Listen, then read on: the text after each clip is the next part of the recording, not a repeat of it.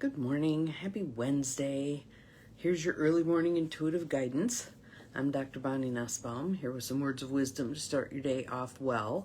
And I really like today's reading because it challenges us to look at something we try to logic away and then end up a slave to it in the process.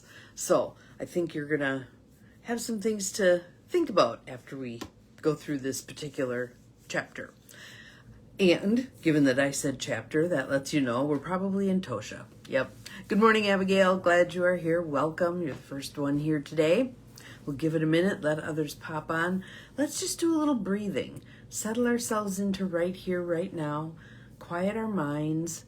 Find that still point within. Nice deep breath in through the nose. Out through the mouth. Good morning, Jo Neal and Ruth Ann. Glad you're here. In through the nose. Out through the mouth. Just slowing everything down to the pace of awareness. Oftentimes, we're outrunning our conscious awareness, moving too fast for things to really register. So let's take some time. Breathe in. Breathe out. Breathe in. Abigail, Mel, everybody rolling in here. Breathe out. Let's add a little tapping. Centering ourselves, grounding ourselves. 3 times yesterday. Once was me, once was with my coffee group. And I can't remember the third time, but I remember being aware it was 3 times that idea of grounding came up. Breathe in. Breathe out. Breathe in. Breathe out. Good morning, Barb. Welcome, welcome. We missed you yesterday. Breathing in. Breathing out. Shaking off the night. Just getting ready for the day. I can just see light over the top of my neighbor's roof. So we're getting there. Jo Neal, you've rolled twice, so there's something good here for you. So there's 6 of you on already, which is lovely. So, as you may have guessed when I said chapter, Tosha Silver, Outrageous Openness, Letting the Divine Take the Lead. And this is one we haven't read in quite some time. And the stories that it's sharing, I think, are designed to help us be fully present. And when we don't attend to that, the universe attends to it for us. So I have a friend who oftentimes will rev up as she's going to the point where, again, she's not conscious really about what she's doing. She's just sailing through a bunch of doing, not really asking herself, is this in my highest and best good? And is this in the highest and best good of others? And oftentimes, I just think it's so interesting how the universe brings her in check. She steps off a curb and twists her ankle really badly. She falls down the basement stairs carrying someone else's laundry she was going to start. A lot of it is those kinds of accidents that really give her pause, really make her have to stop and take the time. So the first story that Tosha shares in this chapter, which is entitled Que Sera Sera, the Errant Bullet, is similar to what I just told you about my friend. The second one is rather different, but also fits with a different story that's in this book. So I'll relate that as well, if I remember. So, nice deep breath in. Let it go. Ready to receive. The quote is from Rainier Maria Rilke, "Let life happen to you. Life is in the right always. So let life's guidance, which is way smarter than our ideas, lead the way. We can follow, but let life lead the way."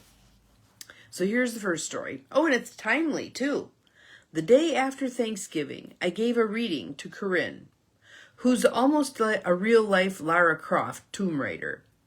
A Gemini with a sag moon, she's an expert in hang gliding and windsurfing, teaches mountaineering and scuba diving, and has ridden her Harley across half of Asia. Alone. I used to think I was pretty adventuresome, but compared to Corinne, I'm just one quivering mass of Capricorn cowardice. I don't think she ought to diss herself there either, but nonetheless. In 30 years of full-on adventure, she'd never had more than a few scraped knees or some food poisoning. Nonetheless, she called because in an early dawn of Thanksgiving, she stepped out of bed and tripped on the rawhide chewing bone of her miniature collie and broke her foot. Overwhelmed by irony, she had to cancel her upcoming trip to Nepal. She was also aware that she hadn't stopped in 30 years.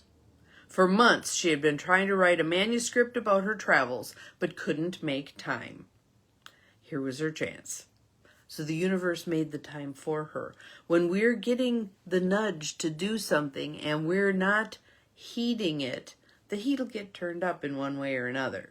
Sometimes it's in a good way. Like in this case, she might have had a publishing company approach her and say, hey, we'd love to have you write your book.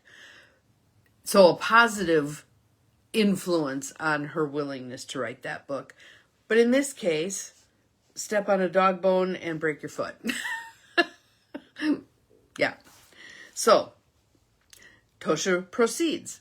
Stuff like this makes me feel at times like an optimistic fatalist. Good morning, Nancy. Welcome. Glad you are here. Some things happen just because they're simply meant to happen. And let's flip that around to the other end of that continuum. We really can't miss. We're being heavily guided.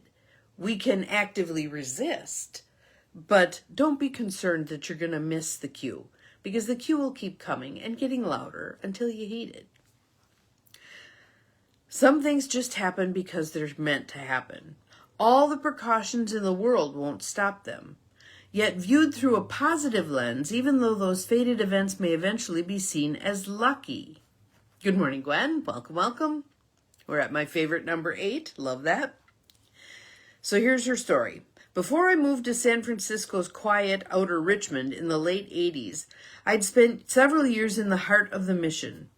I loved the pulse of the place back then, the great music, Mexican food, and general joie de vivre. I'm not sure how you say that. I ain't French. But nonetheless, that's my best shot at it. I was in heaven, living on burritos, dance classes, and yoga in Dolores Park. Then I got sick. And my rational, cautious self thought I should move to a safer neighborhood. The Mission was a major crime hub back then. Though I'd never felt any personal danger, I thought I might heal better in the burbs. Little did I know. Good morning, Maureen. Welcome. Glad you're here. One day, drinking tea in my peaceful penthouse, I heard a loud whiz followed by the breaking of glass and a crash. A bullet had struck the window right above my head, then pierced the wall behind me, zipping through the kitchen and into the bath. I found it lodged in a shattered shower tile. Until the police arrived, I sat on the cold bathroom floor, staring mutely at the wall, my heart pounding through my ribs like a drum, trying to figure out what the hell had just occurred.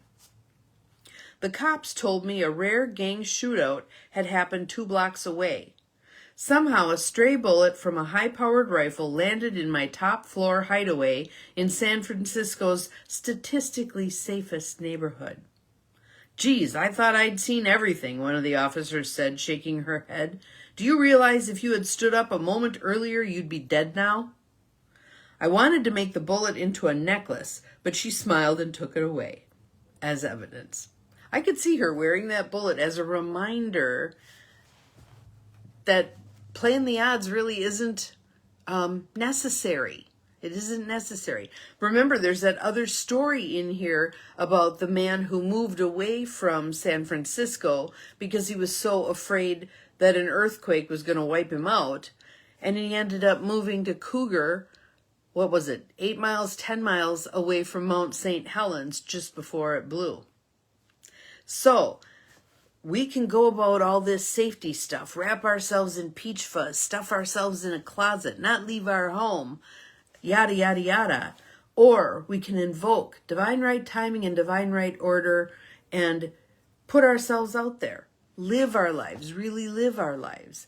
And sometimes might we find ourselves in circumstances that are a bit dicey? Yes, but I'm going to suggest that even if we had stayed at home, dicey circumstances would have showed up because that's what was meant to teach us whatever it is we're meant to be taught. Going back to the previous card, surrender to your soul's path. We already have a trajectory. We can speed it up or slow it down somewhat with our conscious choices, but there's stuff we came here to learn, and we need to honor that and put ourselves in the positions to learn that stuff. Who wants to go through an entire lifetime and get to the end and realize I didn't afford myself the opportunity to truly be present for those events that were meant to teach me what I came here to learn in the first place? So let's take a breath. Let it go. I am ready, willing, and able to walk my life's path and learn my life's lessons. Awesome. Yay, yes. Yay, yes. So today I have some opportunities in that regard. I'm going for a coffee date with a friend of mine who's been through some tough times. So I'm looking forward to that. I have a meeting shortly that will be an opportunity to hear what's happening with the people who are unhoused in Appleton. I will not be surprised if the numbers have gone up since last month.